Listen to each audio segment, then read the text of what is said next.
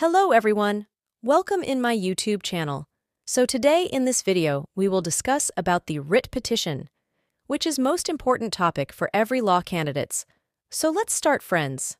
दोस्तों, writ petition के बारे में आपने सुन रखा होगा और आप ये भी जानते होंगे कि हाई कोर्ट और सुप्रीम कोर्ट को किसी मैटर में रिट जारी करने का पावर होता है।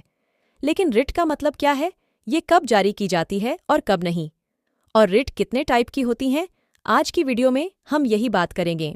रिट को बहुत सिंपल शब्दों में समझने की कोशिश करें तो रिट का मतलब ऐसे लिखित आदेश से है जो हाई कोर्ट और सुप्रीम कोर्ट किसी सरकार को या किसी स्टेट को या स्टेट की डेफिनेशन में आने वाली किसी अथॉरिटी को या लोअर जुडिशरी को जारी करती हैं।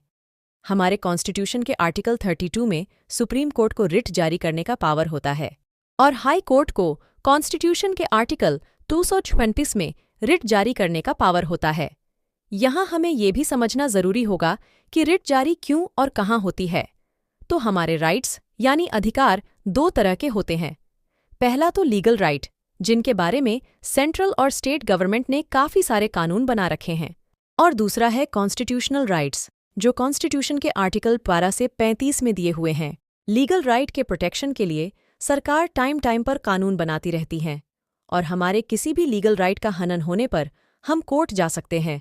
जैसे आपने किसी व्यक्ति को पैसे उधार दिए और वो वापस नहीं दे रहा है, तो आपको अपने दिए हुए पैसे लेने का लीगल राइट है, जिसके लिए आप कोर्ट में वसूली का दावा कर सकते हैं। या फिर मान लीजिए आपकी प्रॉपर्टी पर कोई और व्यक्ति पोजेशन करता है, तो भी आपको अपनी प्रॉपर्टी प्रोटेक्ट करने का राइट है और जिसके लिए कोर्ट में दावा पेश किया जा सकता है। इसी तरह जो अधिकार हमें कॉन्स्टिट्यूशन से मिले हैं उनको कॉन्स्टिट्यूशनल राइट्स कहते हैं। इन राइट्स में right of equality, right of freedom, right of against exploitation, right to freedom of religion और राइट टू कॉन्स्टिट्यूशनल रेमेडी वगैरह आते हैं।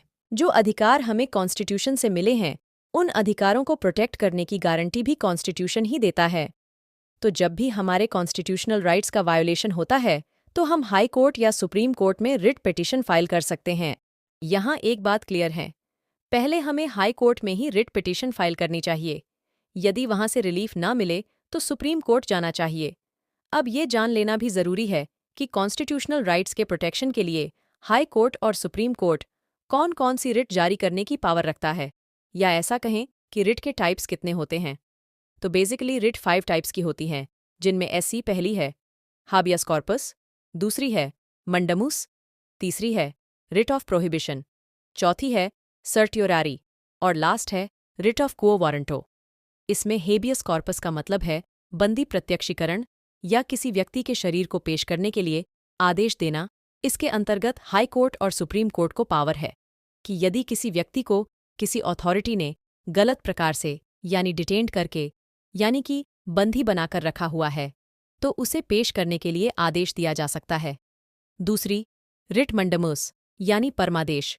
रिट तब जारी की जाती है जब कोई पब्लिक ऑफिसर अपने कर्तव्यों का निर्वहन करने से इनकार करे और जिसके लिए अन्य कोई लीगल रेमेडी अवेलेबल न हो, तो हाई कोर्ट और सुप्रीम कोर्ट उस पब्लिक ऑफिसर को वो कार्य करने के लिए आदेश देते हैं और रिट जारी कर सकते हैं। जब किसी पब्लिक ऑफिसर को, सरकार को या लोअर जुडिशरी को कोई काम करने से रोकने का आदेश जारी करना हो तो हाई कोर्ट और supreme court writ of prohibition जारी कर सकता है। रिट का चौथा प्रकार है सर्टियोरारी रिट। इसके अंतर्गत सुप्रीम कोर्ट और हाई कोर्ट को ये अधिकार होता है कि वो किसी भी सरकार, स्टेट या लोअर जुडिशरी से उनका रिकॉर्ड मंगवाकर उन्हें एनालाइज कर सकता है। लास्ट में आती हैं रिट ऑफ क्वो वारंटो, जिनमें सुप्रीम कोर्ट किसी भी पब्लिक ऑफिसर या सरकार को ये पूछ सकती है कि उनको कोई पर्टिकुलर काम करने का अधिकार किस प्रकार से प्राप्त है। ये रिट तब जारी की जाती है जब कोई पब्लिक ऑफिसर ने पद का दुरुपयोग करते हुए कोई ऐसा काम करता है जिसको करने का उसको अधिकार न हो। तो ये पांचों रिट के टाइप्स हैं जिनको हाई कोर्ट या सुप्रीम कोर्ट के द्वारा ज़रूरत के अनुसार जारी किया जा सकता है।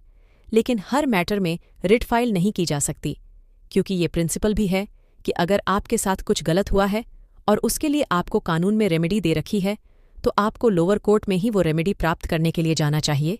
जहां ऑल्टरनेटिव लीगल रेमेडी अवेलेबल है तो आप सीधे रिट फाइल नहीं कर सकते, यानी रिट केवल उन्हीं मैटर्स में ही फाइल की जा सकेगी जहां कोई और लीगल रेमेडी अवेलेबल न हो।